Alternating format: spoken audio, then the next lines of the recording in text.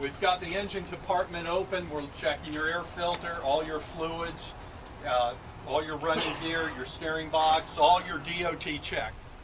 The truck overnight is sitting in a particular spot.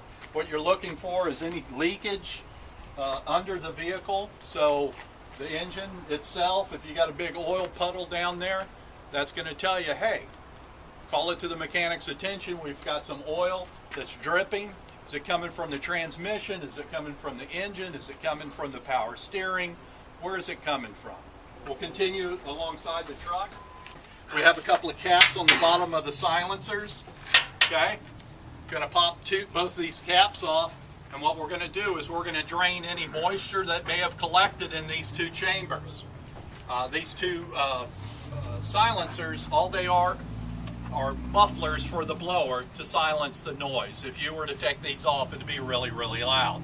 So you may get a little bit of sand carryover, moisture carryover in these two silencers. So you're going to pop these two caps off and you're going to drain them out. Water tanks, want to make sure that we have no water leakage. Want to make sure our door seal is not leaking or no signs of leaking. All right. Our door locks, all four door locks are intact. Okay. Our wires and cables, okay, they're all intact and not coming in contact with the hose reel. Make sure all your wires and cables aren't frayed, and also your sewer jet hose.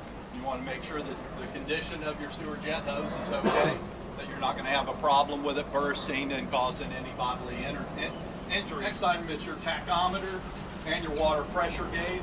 We want to make sure both those items are working and correctly. So we want to know that we are not overspeeding the equipment and that we're not overpressurizing the water pump. If the tachometer wasn't working and you were just relying on the pressure gauge, you could overspeed the engine trying to achieve the pressure. So you need to use both of them as backup. So if one fails, you need to down the truck. Tachometer and water pressure gauge is cheap. Okay? You don't want to overspend stuff, break it, and also you don't want to overpressurize the water pump so your gauge is bad. Your boom hose, you need to make sure that there's no holes or cuts in it and that it's not collapsed. So that's it for the back of the truck. Water tanks, also your DOT inspections as far as your tires and your brakes.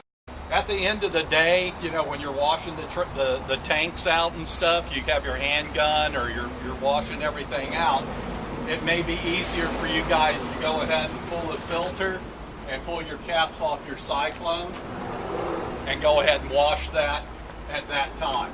So for our morning walk around, what we're going to do is that we're going to open this.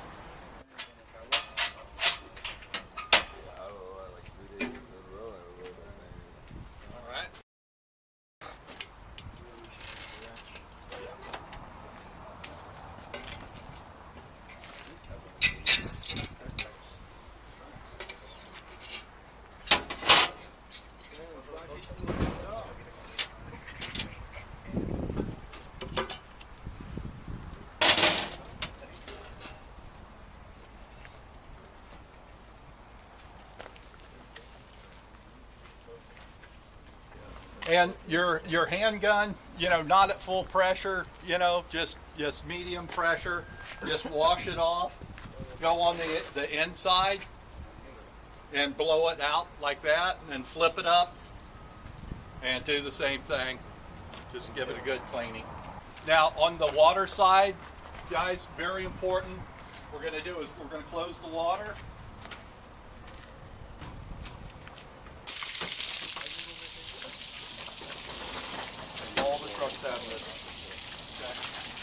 So basically this is our water filter, and we got just a little bit of crap in there, no big deal. He shut the valve for the water tanks. If he didn't, it would the whole tank would dump out. Right. So if this was not dirty at all, just a little bit of crap in there, no big deal. Slap that back in there.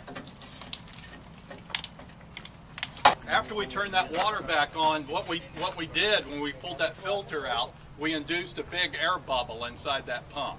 So if we were to fire the pump up right now, bam, bam, bam, bam, bam, that's called cavitation. And that air bubble would work its way through the entire air system, and if you were to rev it up, it could cause damage to the water pump. That cavitation, how we'll get rid of it, we'll come over here. You hear the air? So we'll let that air come out of the system.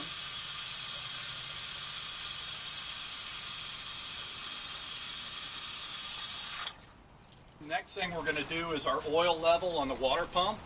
We got two dipsticks, but either one, this is the one you can get to right here. All right. There's two little hash marks there. And we're looking for in between the hash marks, really.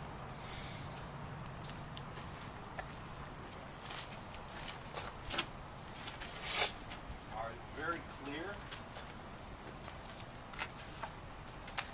And if we ever see milky, like snot-looking oil, that means water has gotten into the oil. And you need to drain it, flush it, and put oil or new oil back in it. And if it keeps happening, then you get new packing. The oil level on the blower, we're looking for half to full on the sight glass on the drive side. And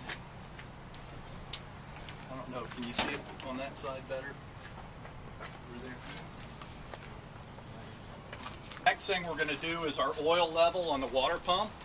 We got two dipsticks, but either one, this is the one you can get to right here. All right. There's two little hash marks there. And we're looking for in between the hash marks, really.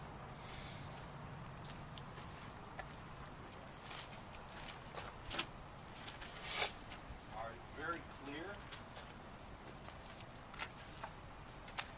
And if we ever see milky, like snot-looking oil, that means water has gotten into the oil. And you need to drain it, flush it, and put oil or new oil back in it. And if it keeps happening, then you get new packing. Next thing is hydraulic fluid. We're looking for half, almost to 3/4 on the hydraulic fluid. If you go up any higher than that, Andre, then a lot of times you'll get blowover when the tank comes back down.